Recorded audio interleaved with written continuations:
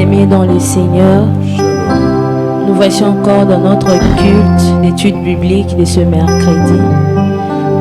Le Seigneur nous a fait du bien, il nous a gardés et nous voici encore en ce jour où plusieurs gens n'ont pas eu cette opportunité de venir encore dans la présence de Dieu, où beaucoup de gens en ce moment de crise ils n'ont pas cette opportunité. Peut-être d'autres ont abandonné la foi, mais toi et moi, nous sommes persévérants.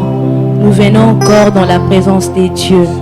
Rassurons-nous, malgré c'est en ligne, malgré nous ne sommes pas ensemble, là où vous nous suivez, disons-nous que le Seigneur est avec nous. Car la Bible dit, là où 2 ou 3 personnes sont réunies en son nom, pas pour le nom de quelqu'un, je ne sais qui, mais au nom de Jésus, le Seigneur est là parmi nous. Si cela ne nous dérange pas, ramenons encore nos pensées vers le Seigneur, lui dire encore merci pour ces instants merveilleux qu'il nous donne encore dans sa présence, ces instants précieux qu'il nous donne encore dans sa présence, où peut-être beaucoup de gens n'ont pas eu cette opportunité, que je dirais tantôt, que d'autres gens n'ont pas eu des occasions, que toi et moi nous avons ces moments de demeurer dans sa présence. Nous sommes ses bénéficiaires. Disons-lui merci pour ce moment. Nous pourrons dire comme David pourrait dire, vaut mieux un jour dans tes parvis que 1000 ailleurs. Ailleurs, il n'y a pas la vie. Seul dans la présence de Jésus que nous retrouvons la vie.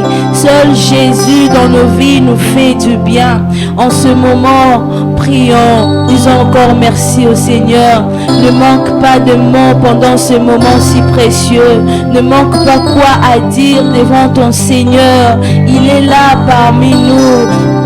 Même quand tout semble sombrer, même quand tout semble ne va pas, mais le Seigneur nous rassure sa présence. Il a dit, il ne va pas nous abandonner, il ne va pas nous délaisser, il est avec nous, c'est Dieu. Tu es merveilleux, Jésus. Jésus, tu es bon pour nous, oh notre roi. Oh Seigneur, qu'est-ce que nous pouvons te donner face à ce que tu fais, oh Dieu. Tu protèges nos familles, tu protèges tout ce qui est en nous, Seigneur Dieu Tout-Puissant, même notre foi, oh Dieu, tu le préserves, oh notre roi.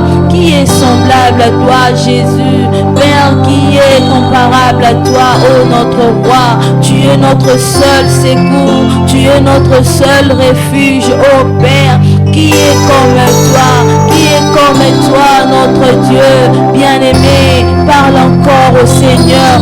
Dis-lui ce qu'il est dans ta vie. Dis-lui ce qu'il est. Oh, il est merveilleux, notre roi. Il est bon, notre Seigneur. Il est digne d'être loué. Il est digne d'être adoré en ce soir. Il est digne. Oh, combien de gens meurent chaque jour, chaque instant, chaque minute, chaque seconde. Mais toi et moi, si nous sommes en vie, c'est par sa grâce. Si toi et moi, nous sommes, oh, alléluia, encore devant notre Seigneur, c'est par sa grâce. Nous ne sommes même pas plus que ceux-là qui ont perdu leur vie. Peut-être nous péchons peut-être plus, mais le Seigneur, s'il nous garde encore en vie, parce qu'il a quelque chose à faire avec nous. Il a encore quelque chose à accomplir avec nous, bien-aimés. Ne reste pas muet, bien-aimé, ne reste pas muet. Il est le Dieu fidèle.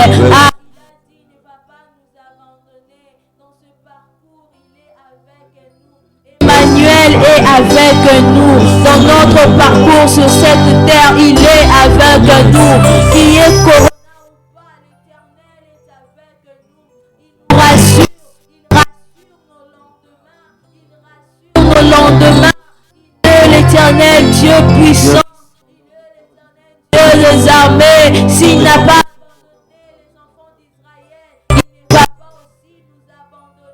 pendant ces moments de confinement, il ne va pas nous abandonner, oh bien-aimé.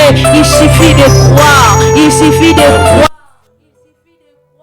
et demeurer dans sa présence, et demeurer, oh Dieu, alléluia, alléluia. Seigneur, tu es bon, Seigneur, tu es puissant. À qui pourrais-je te comparer dans ma vie, face à tout ce que tu accomplis, face à tout ce que tu fais. Seigneur, nul n'est comme toi, oh Dieu. Seigneur, nul n'est semblable à toi. Alléluia. Même dans la fournaise, alléluia. Tu es les quatrième personne qui rassure nos vies. Tu es les quatrième personne. Alléluia. Les feux ne vont pas nous consumer. Même dans la fosse au lion. Ah, tu es celui qui ferme la gueule du lion afin que les lions ne m'atteignent pas. Même pendant ces confinements, Seigneur, tu es avec nous. Oh Emmanuel, oh Emmanuel, oh le Dieu parmi les hommes, c'est Dieu parfait qui habite avec les imparfaits. Oh,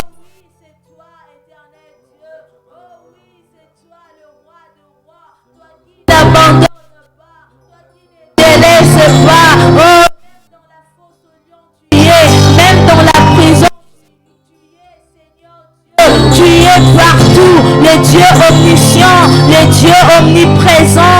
Oh Jésus, tu es merveilleux, Seigneur, Père. Alléluia. Nous voici encore au devant de toi, Emmanuel. Nous voici au devant de toi.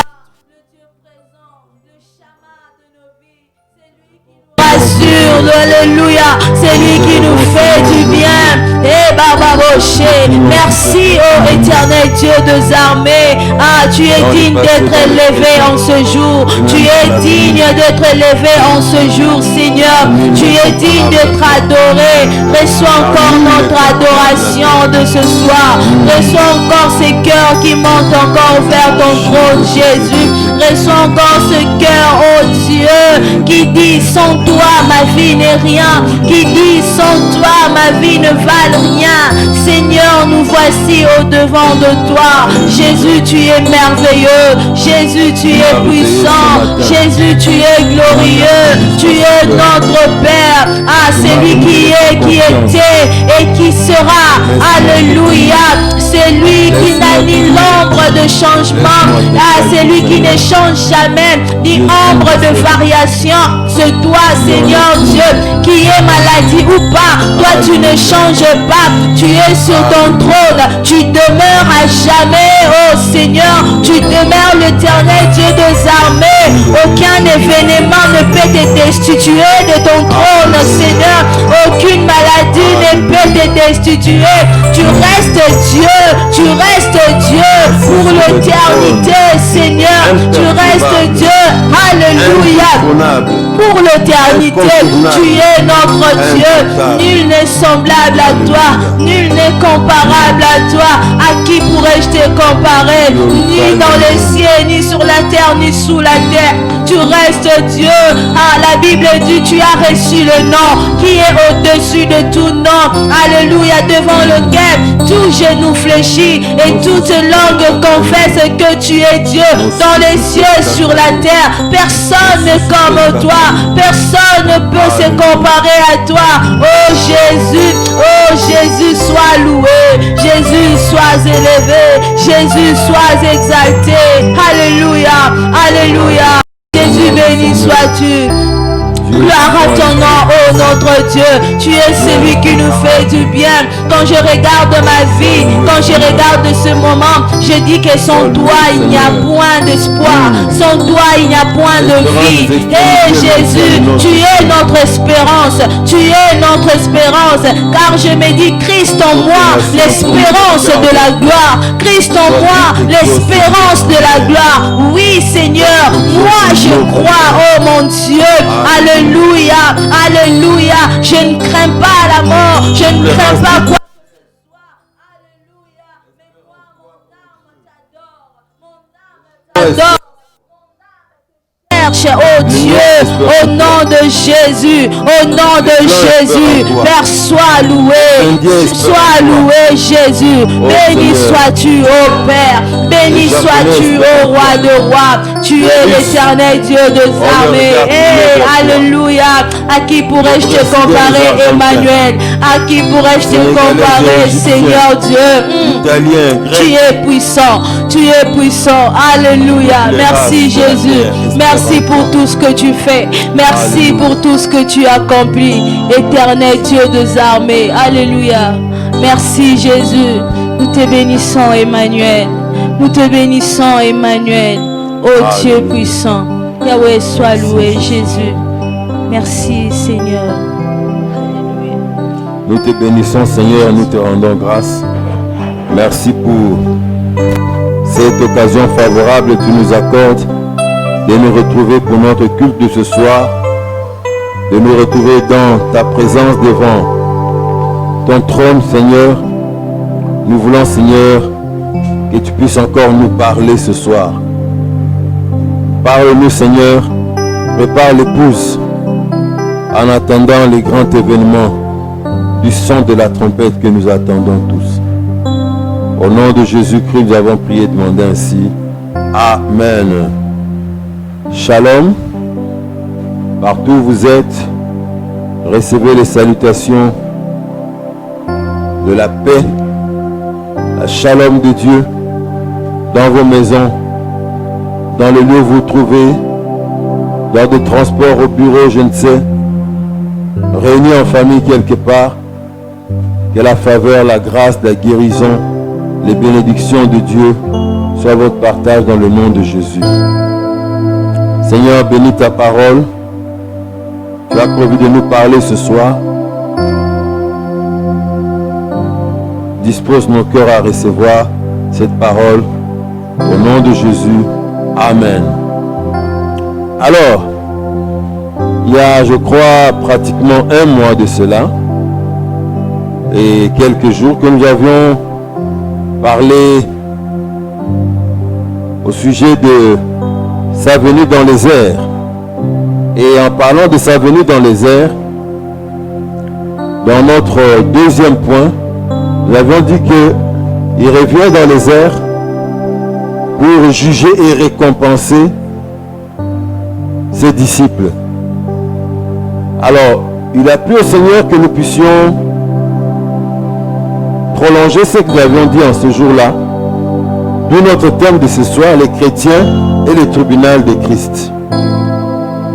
Les chrétiens et le tribunal de Christ. Pour cela, nous lisons notre texte de base dans 2 Corinthiens 5, versets 9 à 10. 2 Corinthiens 5, versets 9 à 10. 2 Corinthiens 5, versets 9 à 10. La parole de Dieu déclare ceci. C'est pour cela aussi que nous nous efforçons de lui être agréables. Soit que nous demeurions dans ce corps, soit que nous le quittions. Car il nous faut tous comparaître devant le tribunal de Christ, afin que chacun reçoive selon le bien ou le mal qu'il aura fait, étant dans son corps. Amen. L'apôtre Paul dit que nous comparaîtrons tous devant le tribunal de Christ.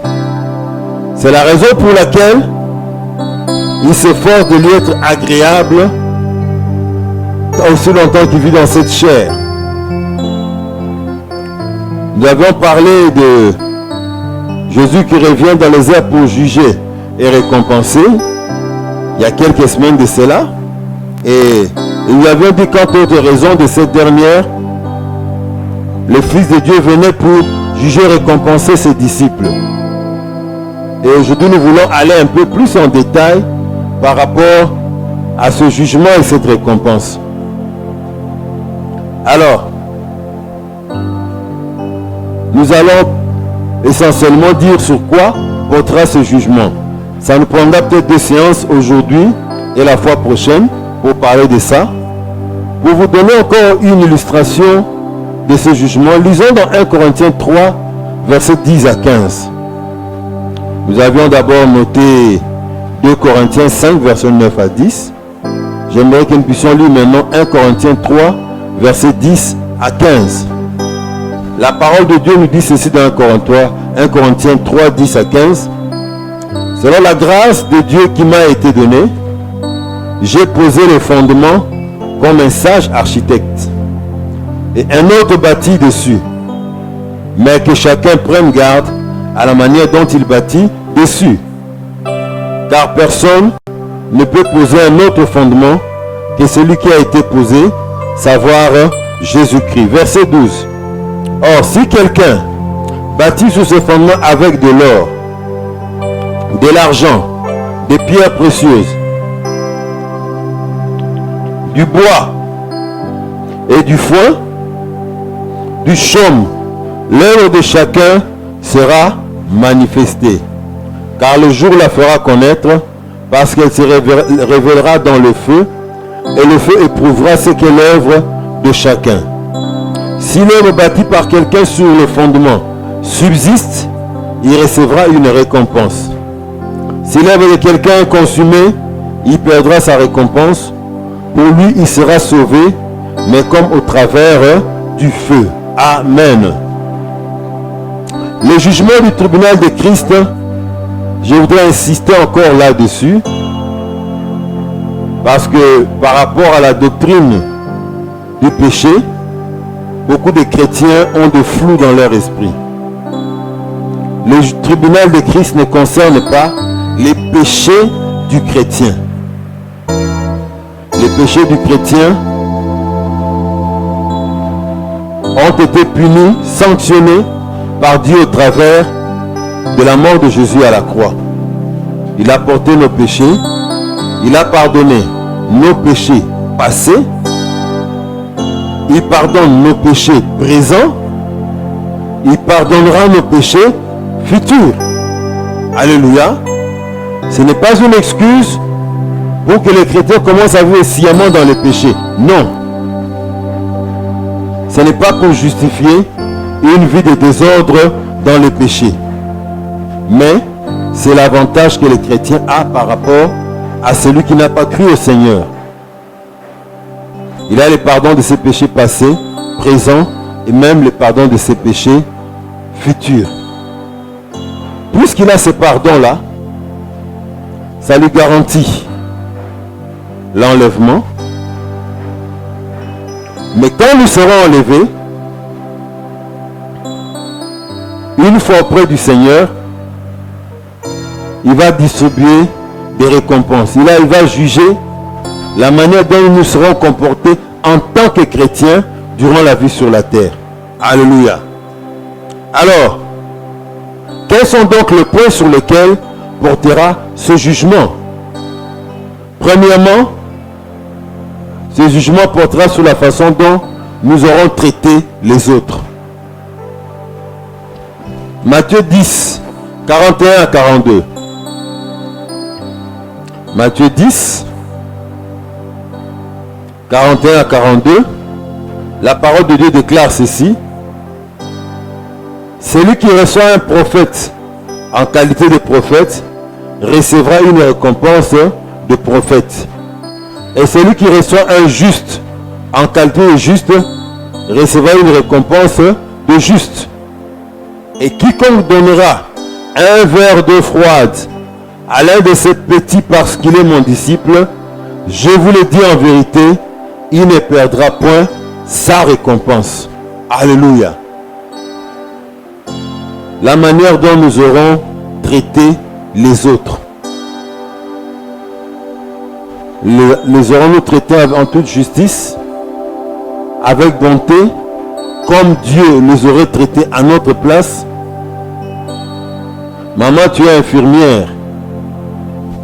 Ceux qui viennent se faire soigner à l'hôpital, tu es chrétienne. Je ne dis pas que tu vas perdre ton éternité, mais la manière dont tu traites les gens, en fonction de leur argent, en fonction de leur position sociale. S'il a l'air de n'avoir rien, il est venu à pied. On va le traiter n'importe comment, on va l'expédier dans un coin. Qu'il fasse preuve d'avoir de l'argent d'abord. Tel est venu dans une Jeep, dans une grosse cylindrée. Et les billets verts dans les sacs, compte non pas en dizaines, mais en cinquantaines. On se presse vite de les soigner, parce qu'on sait que là, il y aura beaucoup d'argent qui sera dépensé pour les médicaments.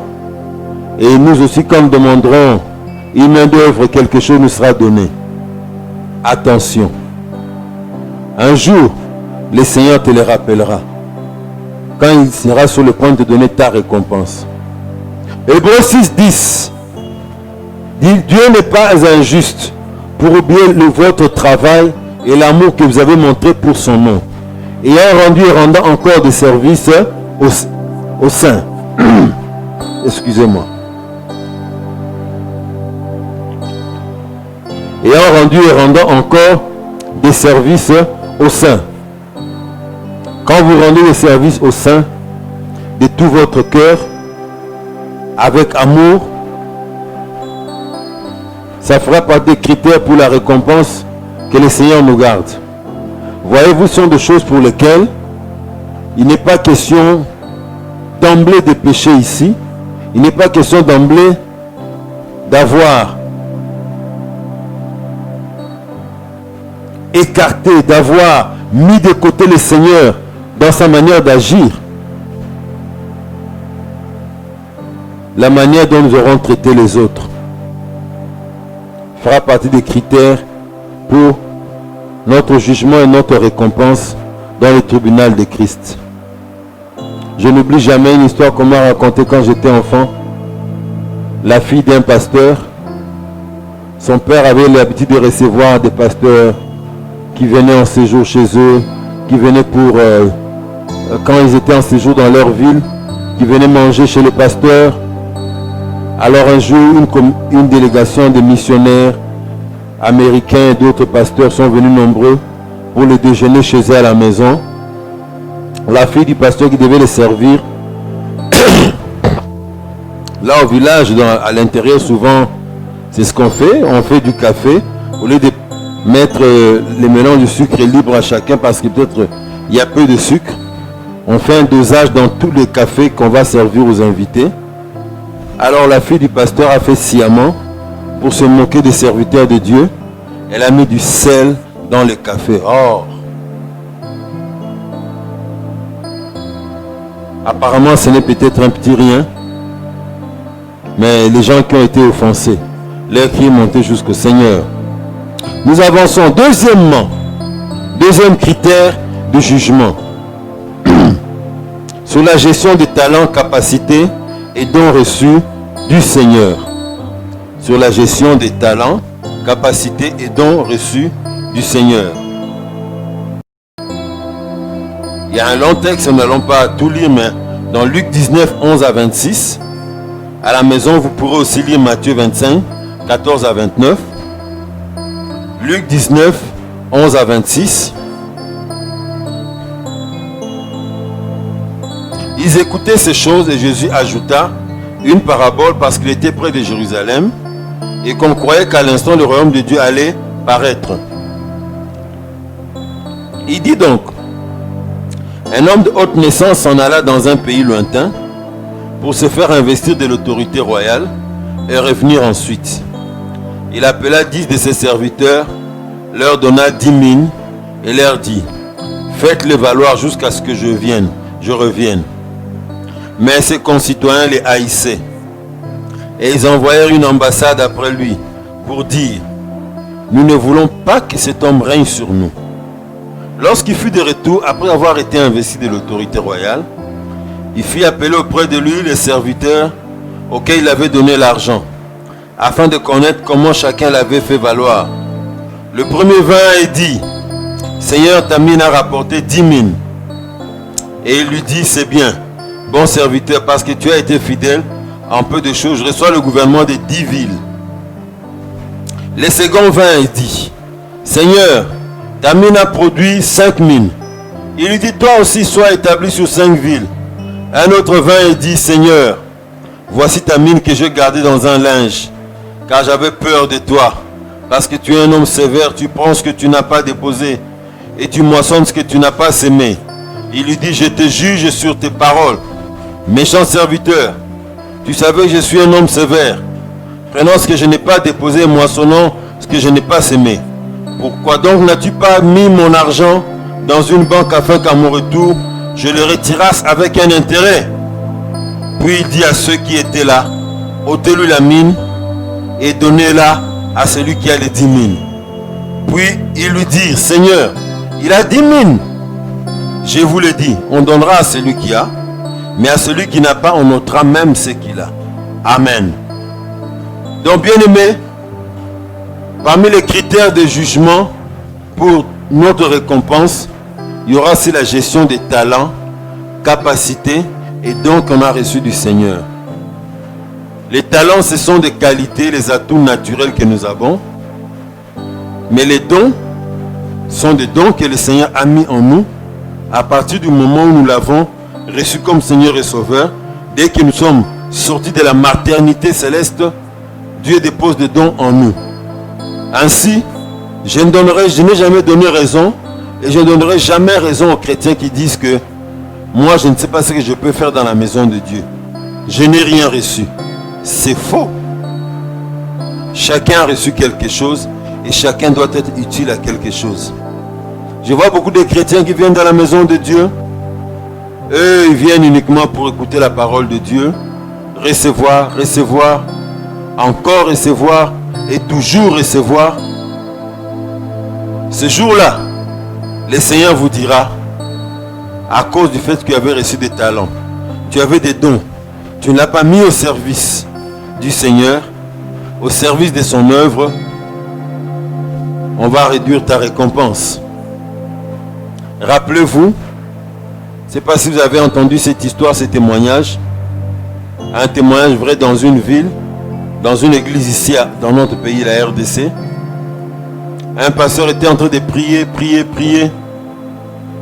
et en vision, Dieu lui montre 2 couronnes. La grande était plus jolie, et la petite était aussi jolie, mais en tout cas, par rapport à la grande couronne, à la petite couronne, la grande était plus glorieuse. Et le Seigneur lui a dit, choisis l'une de ces couronnes, celle que tu veux prendre. Le pasteur a voulu prendre la grande couronne. Le Seigneur lui dit, non, ne prends pas celle-ci, prends l'autre. Oh, Seigneur, moi je suis ton serviteur, je t'ai servi fidèlement, ainsi de suite, et tout ça. Comment moi je peux mériter cette couronne? Elle est pour une femme de ton église, mon fils. Cette femme-là, elle soutenait ton ministère en prière d'une manière que tu ne peux pas imaginer. Et quelle était la fonction de cette femme dans l'église? Elle était une balayeuse de l'église. Ça peut apparemment nous choquer. Oh, une personne qui vient seulement balayer méritait une couronne plus glorieuse que son pasteur. Et oui, les pasteurs, Dieu explique au pasteur que cette dame, chaque fois qu'elle venait balayer l'église, elle ne balayait pas charnellement, entre guillemets, si je puis dire ainsi, mais chaque fois qu'elle venait balayer l'église, partout elle s'arrêtait.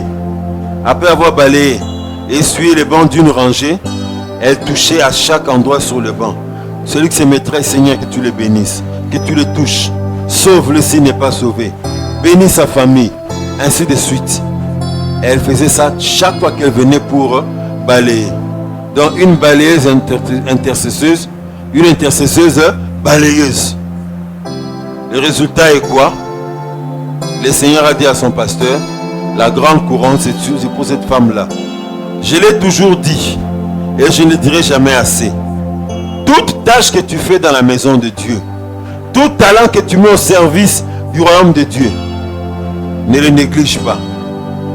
Ne te dis pas, moi, tout ce que je sais faire, c'est seulement apprêter, essuyer les chaises. Ce n'est pas grand-chose. Faites-le comme si vous étiez en train d'essuyer les pieds de Jésus lui-même. Alléluia.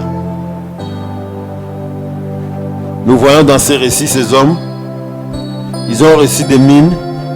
L'autre a négligé de faire valoir les mines que le maître lui avait données. Le maître l'avait blâmé, il était en colère contre lui. Ne pense pas parce que tu as un don. Tu sais jouer à la guitare. Tu chantais pour le Seigneur quand tu étais jeune. Maintenant que tu as 58 ans, c'est une affaire de ceux qui ont 20 ans, 25 ans. Toi, le seul travail que tu dois faire, c'est chercher l'argent pour ta famille. Un jour, si tu ne changes pas d'attitude, tu regretteras d'avoir fait cela. Troisièmement, parmi les critères de jugement, le point sur lequel porterons ce jugement, ça portera sur la manière dont nous aurons administré notre argent et nos biens. Oh! Y a-t-il des gens qui me suivent qui sont trop accrochés à leur argent? Et surtout que le monde, j'ai constaté que le monde aime contrôler l'argent. Soit on contrôle, et si tu es dans la misère, on se moque de toi, toi qui dis que tu pries. Tu es au service d'un certain Dieu, Jésus-Christ. Mais comment nous, qui ne sommes pas chrétiens, nous avons plus que vous? Où est votre Dieu que vous servez? Maintenant, inversons l'ordre des choses. Les chrétiens ont beaucoup d'argent, il est dans l'aisance. Ah, vos pasteurs là vous trompent. Ils font que vous invitez, vous poussent à venir à l'église pour pouvoir retirer un peu d'argent que vous avez parce que tu as beaucoup d'argent. Ou alors ils commencent à faire des investigations pour savoir comment est-ce qu'il a fait pour devenir riche. Pour commencer à commenter, critiquer. Parce que là, on ne te saisit plus, on ne te maîtrise plus. Et beaucoup de chrétiens tombent dans ces pièges-là. Comment as-tu administré? Administres-tu plutôt ton argent et tes biens dans cette vie? Est-ce que Dieu trouve-t-il sa part dans ta manière d'administrer tes biens et ton argent? Luc 14, 13 à 14. La parole de Dieu nous dit ceci. Lorsque tu donnes un festin, invite des pauvres, des estropiés, des boiteux, des aveugles, et tu seras heureux de ceux qui ne peuvent pas te rendre l'appareil, car elle te sera rendue à la résurrection des morts. Alléluia. Lorsque tu donnes un festin, invite des pauvres, des estropiés, des boiteux, des aveugles. Et tu seras heureux de ceux qui ne peuvent pas te rendre l'appareil, car tu seras rendu à la résurrection des morts. Ce texte sous-entend quoi? Nous devons savoir mettre notre argent et nos biens au service de ceux qui souffrent. Mon frère, si tu te rends compte que ce que tu gagnes ne permet qu'à toi, ta femme, ton enfant de pouvoir vivre et payer le loyer. Dans la mesure du possible, tu peux toujours partager les minimums. C'est possible. Mais allons dans le cas des figures que je veux faire voir et illustrer. Tu as une maison, tu n'es pas locataire. Il y a une voiture pour madame, une voiture pour toi, une voiture avec un chauffeur pour les courses des enfants. Tu ne prends pas de taxi. Tu n'as plus le problème de taxi. Tu as 10 maisons là où il y a des locataires. Mais malgré cela, tu ne vis que pour toi-même. Tu commences à chercher des griffes, d'habits, des chaussures, des derniers cris. Tu investis pour la terre, mais pour investir dans la vie de ceux qui souffrent. Vous ne le faites pas. C'est le moindre de vos soucis. Attention. Tu vis plus pour toi-même. Ton argent et tes biens, tu ne les gères pas comme Dieu voudrait que tu puisses les gérer. Luc 16, 9 à 12. Le Seigneur Jésus dit ceci. Luc 16, versets 9 à 12. Et moi, je vous dis, faites-vous des amis avec les richesses injustes, pour qu'ils vous reçoivent dans les tabernacles éternels, quand elles viendront à vous manquer. Celui qui est fidèle dans les moindres choses, l'est aussi dans les grandes, et celui qui est injuste dans les moindres choses, l'est aussi dans les grandes. Si donc vous n'avez pas été fidèle dans les richesses injustes, qui vous confiera les véritables? Et si vous n'avez pas été fidèle dans ce qui est à autrui, qui vous donnera ce qui est à vous? Alléluia. Quand le Seigneur dit faites-vous des amis avec les richesses injustes. Par richesse injuste, c'est-à-dire les richesses qu'on acquiert sur la terre. Les biens qu'on acquiert sur la terre. Des fois, nous ne les méritons pas. Des fois, c'est par des circonstances par lesquelles d'autres pouvaient en profiter, que nous en profitons. Voilà pourquoi Jésus appelle ça les richesses injustes. Faites-vous des amis avec les richesses injustes, c'est-à-dire apprenez à investir, à aider les nécessités, à soutenir l'œuvre de Dieu, à voir là où il y a des besoins, d'aider quelqu'un qui est malade, d'aider des orphelins, des veuves. C'est ça, c'est faire des amis avec les richesses injustes. Pour qu'ils vous reçoivent dans les tabernacles éternels quand elles viendront à vous manquer. C'est-à-dire, pendant cette vie, le Seigneur veut nous dire, avec l'argent que nous possédons, faisons un effort pour aider des personnes. Quand on aide des personnes, des cris positifs, des bénédictions monteront vers Dieu en votre faveur. Aidons au progrès de l'œuvre de Dieu. Mettons nos biens au service de l'œuvre de Dieu et des nécessités, des cas sociaux. Alors, les jours que nous manquerons de richesses, ou les jours où les richesses ne pourront rien faire, ne pourront pas intervenir pour notre cas, c'est alors que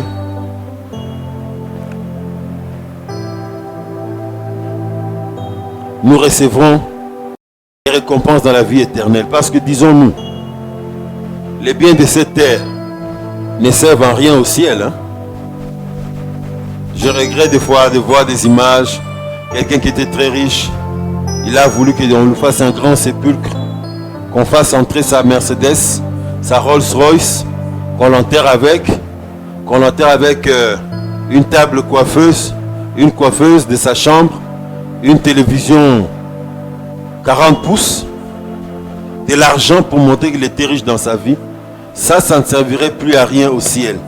Mais si, avec nos biens, en plus d'avoir cru au Seigneur, nous utilisons nos biens pour la gloire de Dieu et pour aider les cas sociaux dont la situation touche le cœur de Dieu, laissez-moi vous dire, ça contribuera pour que nous soyons bien récompensés au ciel. Un jour, une sœur, une chrétienne était morte. Elle s'est vue au ciel. L'ange l'a amenée jusque dans sa maison. Il voit les maisons tout autour étaient bien construites, achevées, très jolies. Sa maison était belle, mais elle était inachevée. Il y avait des endroits où même il n'y avait pas assez de briques, il n'y avait pas de toiture, il n'y avait pas de portes ni de fenêtres.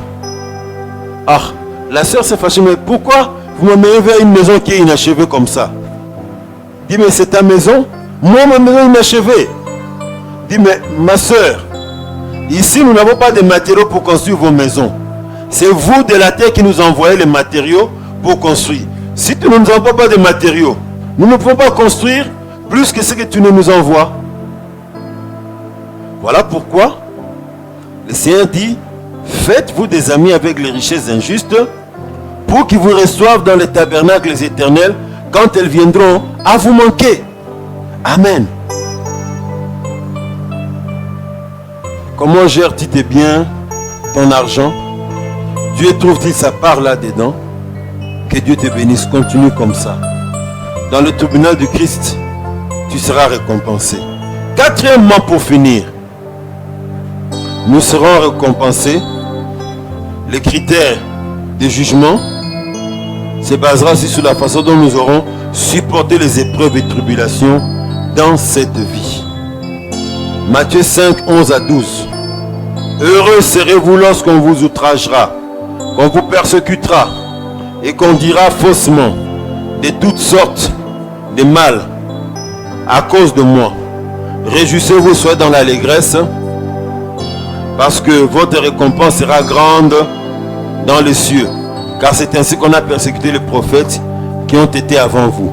Si vous êtes persécuté à cause de Christ, on vous rejette dans la famille, dans la société, à cause de votre foi chrétienne, Voici encore un autre critère de jugement. Vous serez récompensé à cause de cela. Le temps nous manque pour lire Marc 10, 29 à 30, où il a dit à ses disciples, ceux qui l'ont suivi, qui ont tout abandonné pour lui, recevront au centuple présentement dans ce siècle des maisons, des frères, des sœurs, des mères, des enfants et des terres avec des persécutions, et dans les siècles à venir, la vie éternelle. Moi, je peux vous témoigner que depuis que je sers le Seigneur, recevoir au centuple, j'expérimente ça au jour le jour et de plus en plus. Des maisons, je n'en ai pas encore reçu, mais j'en recevrai par la grâce de Dieu. Des frères, des sœurs, des mères dans le corps du Christ, des enfants dans le corps du Christ, même biologiques, j'en ai reçu. Des terres, j'en ai pas encore reçu. Je crois que le Seigneur m'en donnera. Les persécutions, j'en reçois beaucoup. J'en reçois beaucoup. Il m'est même arrivé de verser des larmes à cause de ce que les gens disaient contre moi. Et dans les siècles à venir, la vie éternelle. Donc ceux qui sont persécutés à cause du Seigneur, à cause du fait qu'ils ont souffert pour le nom du Seigneur, et ils ont continué à aimer le Seigneur promet une récompense. Apocalypse 2, verset 10. Ne crains pas ce que tu vas souffrir. Voici, le diable jettera quelques-uns de vous en prison, afin que vous soyez éprouvés. Et vous aurez une tribulation de 10 jours. Sois fidèle jusqu'à la mort, et je te donnerai la couronne de vie. Au milieu de la persécution, quand nous persévérons, nous restons fidèles au Seigneur, il nous promet une récompense. Tu verses des larmes comme moi j'en ai versé. Tu en verses même plus que je n'en ai versé. À un certain moment, laisse-moi te dire, le Seigneur te promet qu'il te donnera une récompense.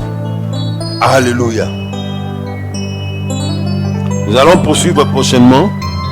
Il nous reste encore 6 autres points sur lesquels se basent des critères de jugement du Seigneur pour nous donner, pour nous juger et nous récompenser pendant le temps du tribunal de Christ.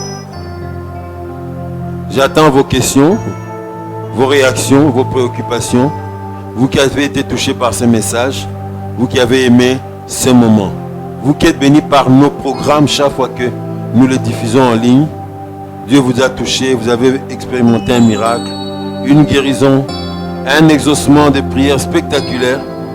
Nous attendons tout cela. Nous allons prier pour vous. Seigneur notre Dieu, je viens te recommander tous ceux qui ont écouté ces messages, qui ne te connaissent pas comme Seigneur et Sauveur personnel. Seigneur, je te prie d'étendre ta main sur eux afin que tu les sauves. Au début, nous avions dit, ceux qui sont en Christ, Dieu ne tient pas compte de leurs péchés, parce que leurs péchés passés, présents et à venir sont pardonnés à cause de l'œuvre de la croix. Mes amis se sont approchés de toi en ce moment et ils veulent te donner que tu entres dans leur vie pour conduire leur vie. C'est entre dans leur vie maintenant, entre dans leur cœur. Et Seigneur, sois le maître, le Seigneur de leur vie. J'anéantis tout ce qui est de l'ennemi, tout ce que l'ennemi avait planté dans leur vie. Je les arrache maintenant au nom de Jésus. Seigneur, que tu règnes et que tu règnes seul dans leur cœur pour toute la vie. Pardonne leurs péchés. Purifie-les de cela. Et que désormais, quand le Père les verra, qu'il les considère saints comme toi tu es saint. Je te recommande tous les enfants de Dieu qui m'ont suivi. Que cette parole, Seigneur, réveille certains qui étaient endormis. Que cette parole motive encore ceux qui avaient l'habitude de marcher conformément à ta parole, à être des bons chrétiens sur cette terre, dans leur travail, au quartier, dans leur église. Seigneur, agis, soutiens-le. Fortifie-les qui continuent leur marche ainsi. Je te prie, Seigneur, de fortifier ceux qui sont persécutés dans leur marche chrétienne, dans la famille, parce qu'ils ont voulu être différents, imiter le modèle de Christ. Ils ont connu un grand rejet, ils sont persécutés chaque jour. Aide-les à tenir ferme et à continuer à marcher ainsi jusqu'à ce que tu reviennes, car il nous reste encore peu de temps pour que tu viennes nous prendre. Merci Jésus. À ton nom toute la gloire et à ton nom tout l'honneur. Au nom puissant de Jésus, nous avons prié ainsi. Amen. Voilà, c'est tout pour ce soir. Là où vous êtes, que le Seigneur vous bénisse. Que la paix du Seigneur soit avec vous. Au revoir, nous nous retrouvons prochainement sous la grâce du Seigneur. Amen.